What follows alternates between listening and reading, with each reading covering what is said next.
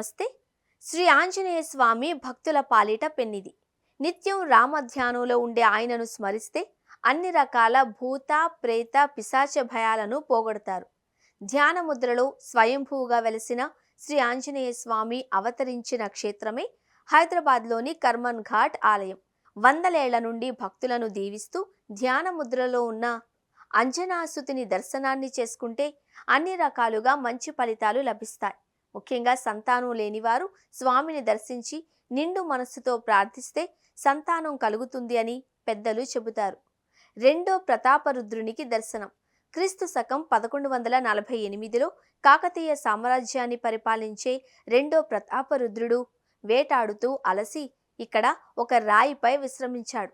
కాసేపటికి అతనికి పులి గాండ్రింపు శబ్దాలు వినిపించడంతో అప్రమత్తుడై విల్లంబులు ధరించి అక్కడకు వెళతాడు.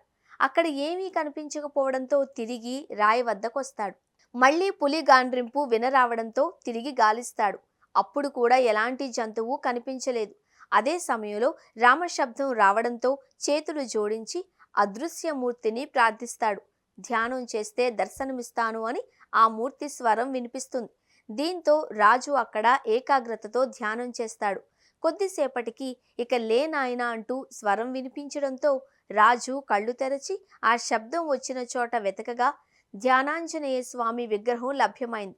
పరమానంద భరితుడైన రాజు ఆ విగ్రహానికి పూజలు చేసి కోటకు తిరిగి వెళ్ళిపోతాడు. ఆ రాత్రి కలలో స్వామివారు అతనికి ప్రత్యక్షమై తనకు ఆలయం నిర్మించమని ఆదేశిస్తారు. స్వామి అనుజ్ఞ ప్రకారం ఆలయాన్ని నిర్మించినట్లు చారిత్రక ఆధారాలు తెలుపుతున్నాయి. స్వామివారిని అనంతరం కాకతీయ రాజులందరూ ఇష్టదైవంగా పూజించడంతో క్షేత్ర మహిమ అన్ని ప్రాంతాలకు వ్యాప్తించడంతో భక్తులు వేల సంఖ్యలో స్వామి దర్శనానికి వచ్చేవారు. స్వామివారే హెచ్చరించారు. 17వ శతాబ్దంలో గోల్కొండ సామ్రాజ్యాన్ని మొఘల్ పాలకుడు ఔరంగజేబ్ స్వాధీనం చేసుకున్నాడు. అతని సైన్యంలోని కొందరు ధ్యానాంజనేయ స్వామి ఆలయం వద్దకు చేరుకొని ఆలయాన్ని ధ్వంసం చేసేందుకు యత్నించారు. అయితే స్వామి దివ్యశక్తితో వారు విజయం సాధించలేకపోయారు. ఈ విషయాన్ని తెలుసుకున్న ఔరంగజేబు స్వయంగా దాడికి దిగాడు. ఈ క్రమంలో ఆలయం వద్దకు చేరుకోగా ఆలయం నుండి పెద్ద స్వరంతో మందిర్ తోడ్నా హైతో పహలే తుమ్ కరో మన్ఘట్, ఆలయాన్ని ధ్వంసం చేయాలి అనుకుంటే మనస్సును గట్టిగా చేసుకో అని పలికింది.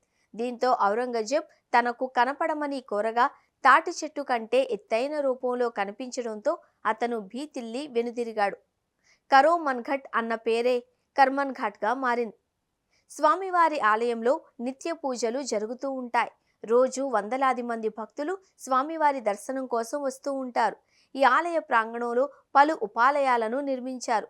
ప్రశాంతమైన వాతావరణంలో ఉండే ఆలయంలో స్వామివారి మూల విరాట్ విగ్రహాన్ని దర్శించుకుంటే మనసుకు ప్రశాంతత చేకూరుతుంది. కొత్తగా కొనుగోలు చేసిన మోటారు వాహనాలకు ఇక్కడ పూజలు చేయడం సంప్రదాయం. నిత్యం అనేక వాహనాలకు శకట పూజ జరుగుతుంది.